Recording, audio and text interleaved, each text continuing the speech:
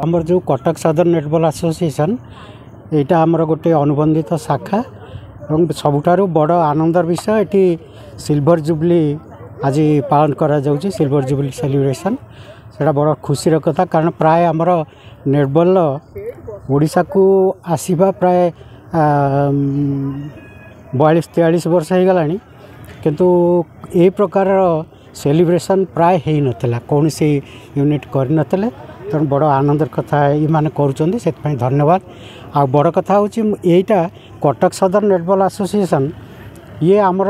Odisha netball association रो बहुत Odisha netball association बहु भाव में उपकृत कटक सदर नेटबॉल एसोसिएशन कारण आमर जातीय स्तर रे एवं अंतर्जातीय स्तर रे मध्य एठू कटक सदर नेटबॉल एसोसिएशन रो खेलाड़ी माने जाइचंती एवं पुओ झियो उभय क्षेत्र में जातीय स्तर में चैंपियन मध्य होइचंती। आउ अंतर्जातीय क्षेत्र में मध्य एठू केतोडी आमर खेलाड़ी से माने जाइकरी अंशग्रहण करचंती। पाखापाखि आम 25-20 वर्ष धरी ये नेटबॉल एसोसिएशन प्रैक्टिस चलुची एटा कटक सदर एवं ये राज्य स्तर में मध्य प्रमोद कुमार पंडा, रंजित दास, धनंजय महांती एमान तत्वाधान में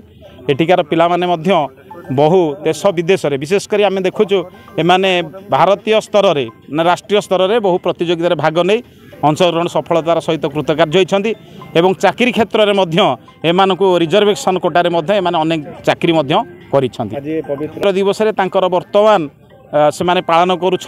सुवर्ण जयंती बोधे। तेणु ये जयंती अवसर में मुझे आह्वान देउछि बा कहूछि जे सेमाने ये जो अंचल रही विशेषकर अंचल आमर गरीब खटिखिया निष्पेषित निर्यातित अनादृत मानवर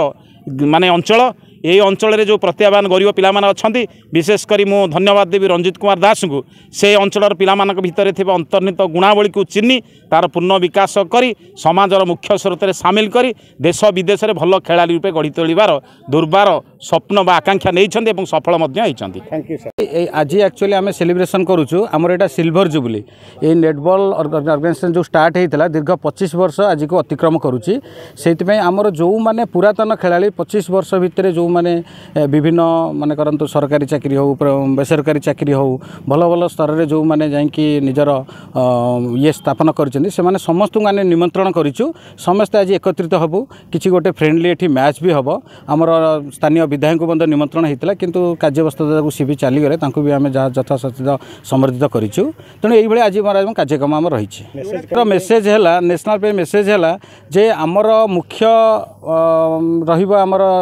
माने आमर भविष्य कि जे आम अंचल मैक्सिमम जेते पुओ झील आंतर्जातिक स्तर में जमी जाकि निजर कर्तृत्व प्रतिपादन करेंगे सेटा आमर मुख्य उद्देश्य एवं मुख्य आमर चिंताधारा।